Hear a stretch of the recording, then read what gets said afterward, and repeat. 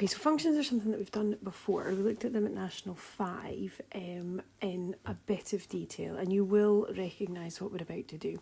So what I'm going to do is just show you a wee reminder of what we did at National 5, give you a little bit more information about what makes a function, and then we're going to have a look at the terms domain and range and examples of things we could get asked. So an example here, I've got a straight line and it's 2x plus 1. So that f of x, the f in the bracket and the x, tells me I've got a function in terms of x. Okay? So a function is basically something that says if we input one number in, we get one answer out. So if I were to work out, say I let x equal 2, if I were to substitute 2 into my function, I would do 2 times 2 plus 1, and I would get 5 as my answer. So if x is equal to 2, it maps to one answer on my graph. Okay, and it doesn't matter what values we choose for x, we're always going to get one value for y, and that's what makes this a function. Okay, so the number that I put into my function is what we call the domain, and the number that came out of my function when I substituted it in is called the range. Okay. We'll look at circles a little bit later on in the higher course, but the equation of this circle is x minus 1 squared plus y squared equals 9.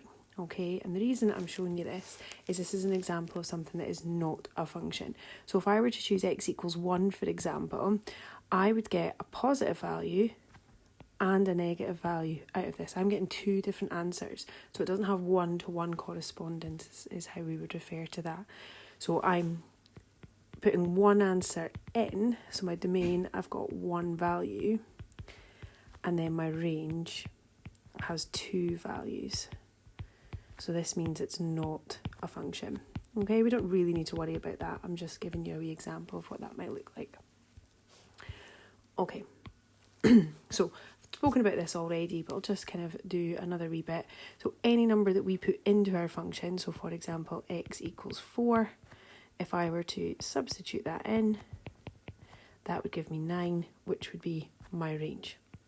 And it's really y equals, you can think of it like that, you know, my x coordinate is 4, my y coordinate is 9, or we can think of it as f of x equals 9. And because I'm using f of x over here, I should probably think about that.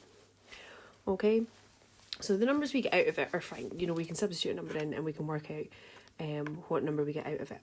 The domain is where we're going to come across some extra questions. So we need to think about restrictions on the domain. So there's two particular types of function that are going to come up quite often in higher. So the first one is when we're dealing with fractions. And we've got to think, when does a fraction not exist? And I want to make sure I choose values of x to make sure that doesn't happen. So hopefully, you know, a fraction doesn't exist when the denominator is equal to 0. So what I would be doing is I would be saying that x, so just take whatever's on the bottom and tell me that that can't be equal to 0. So it could be any other value I want, and what we tend to say is x, we've got a funny wee e symbol here, and that means belongs to, and we say the real numbers, which is pretty much every number apart from imaginary numbers, but we're not going to worry about them until advanced higher. Sorry. So x belongs to the real numbers, however, it can't be equal to 0. So that's the only value of x that will not work for this function. Every other value will. Okay, the other scenario we've got to take into account is square roots. And hopefully you recognise that whatever the number is underneath the square root has got to be bigger than or equal to 0. If we've got a negative number there, if you do the square root of something negative, your calculator is going to give you an error because it does not exist. So we can say that x has to be greater than or equal to 0. Okay? And I don't really need to say anything else. I don't need to go into this x belongs to our business here because that's given me a range of numbers. It can be any number it wants to be as long as it is bigger than or equal to 0. Okay, so I'm going to do a few more examples getting more complicated about restrictions on the domain. So the first one I've got here is f of x is 3 over x minus 5. So I've got a fraction. So we've got to take the denominator cannot be equal to 0. So all I'm going to do is I'm going to ignore everything else, and I'm just going to take x minus 5 and say that that cannot be equal to 0. And then I'm just going to solve it like a normal equation, except it's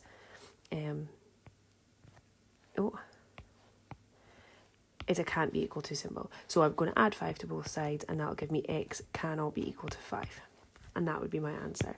If you wanted to, you could say it belongs to the real numbers other than x equals 5. But x doesn't equal 5 either, but you don't need to write that.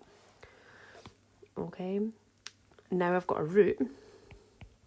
So the first thing I need to do is take whatever is underneath the root and set it greater than or equal to 0. So 7x minus 2 is greater than or equal to 0, and then we solve that for x.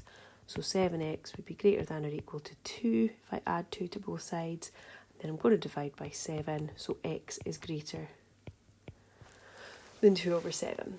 So both my examples there are linear examples. We can have quadratic examples, but we're doing exactly the same thing here.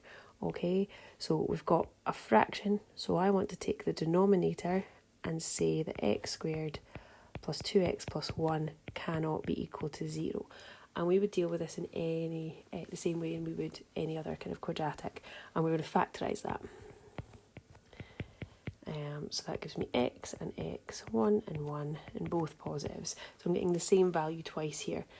Okay, so this is telling me that x plus 1 can't be equal to 0. X plus 1 can't be equal to 0, so basically x can't be equal to negative 1.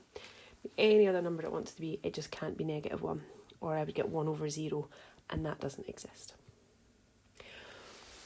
The most complicated one, and it's just about remembering what we did before when we did quadratics, is working out a suitable domain for this one here. So I'm taking what's underneath my root symbol, and I'm setting it greater than or equal to 0. So now we've got a quadratic inequality. Okay, so hopefully you can remember the appropriate steps for solving a quadratic inequality. So we need to factorise. So that'll give me x and x, 3 and 2, and I want negative 1, so it's going to be negative 3 plus 2. I'm then going to identify what the roots are, so that would give me x equals 3 and x equals negative 2. Now for me to be able to answer this correctly and get all the marks, I need to draw a quick sketch of this. So I've got a root at negative 2, and I've got a root at 3. So I'm thinking about when it's greater than or equal to 0, so that's here and here. So x is less than or equal to negative 2, x is greater than or equal to 3.